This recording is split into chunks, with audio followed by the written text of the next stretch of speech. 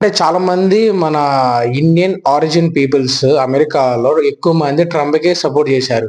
Joe Biden కాదని. ఎందుకనంటే Trump గాని వస్తే మన భారతదేశానికి, అమెరికాకి రిలేషన్స్ అనేవి ఎక్కువవుతాయి అనుకున్నారు. కానీ ఇప్పుడున్న సిట్యుయేషన్‌లో మన భారతదేశానికి, అమెరికాను ఒక ఎనిమీ లాగే ఆ సిట్యుయేషన్ అనేది ఏర్పాటు చేసుకున్నాడు ట్రంప్ వల్ల. ఇప్పుడున్న సిట్యుయేషన్‌లో ట్రంపు వెనిజులా ప్రెసిడెంట్‌ని అరెస్ట్ చేశాడు. దేనికి అరెస్ట్ చేశాడంటే, అమెరికాకి ట్రంప్‌కి $7.3 trillion worth of crude oil అనేది వెనిజులాలో ఉంది. వాళ్ళకది కావాలి. ఎందుకనంటే ట్రంప్ ఒక బిజినెస్ మ్యాన్.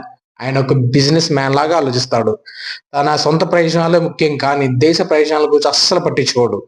అది ఏదైనా సరే పర్సనల్‌గా తీసుకుంటాడు కానీ, దేశ ప్రయోజనాలు మన అమెరికా ఎలా ఎదగాలని అనేది అస్సలు ఆలోచించడు.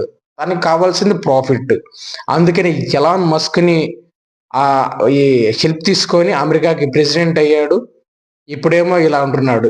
కొంతమంది అంటున్నారు అసలు సేమ్ వెనిజులా ప్రెసిడెంట్‌ని అరెస్ట్ చేసినట్టుగే మన భారతదేశంలో మోదీ గారు కూడా అరెస్ట్ చేస్తారని అని కొంతమంది మహానుభావులు అన్నారు. అంత సీన్ లేదు. ట్రంపే రాని, ఇంకెవడో రాని, మోదీ గారిని గాని, మన భారతదేశాన్ని గాని టచ్ చేసే దమ్ము ఎవ్వడికి లేదు. ఎందుకంటే మనదొక డెమోక్రటిక్ కంట్రీ.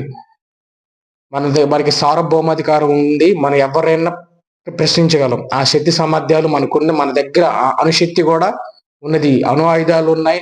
బ్రహ్మోస్ గాని, క్రూజ్ మిసైల్స్ గాని ఇలాంటి కొన్ని టెక్నాలజీస్ కూడా మన దగ్గర ఉన్నాయి. మనం ఎవ్వరికి భయపడాల్సిన పనే లేదు. ట్రంపే రాని, ఇంకెవడో రాని.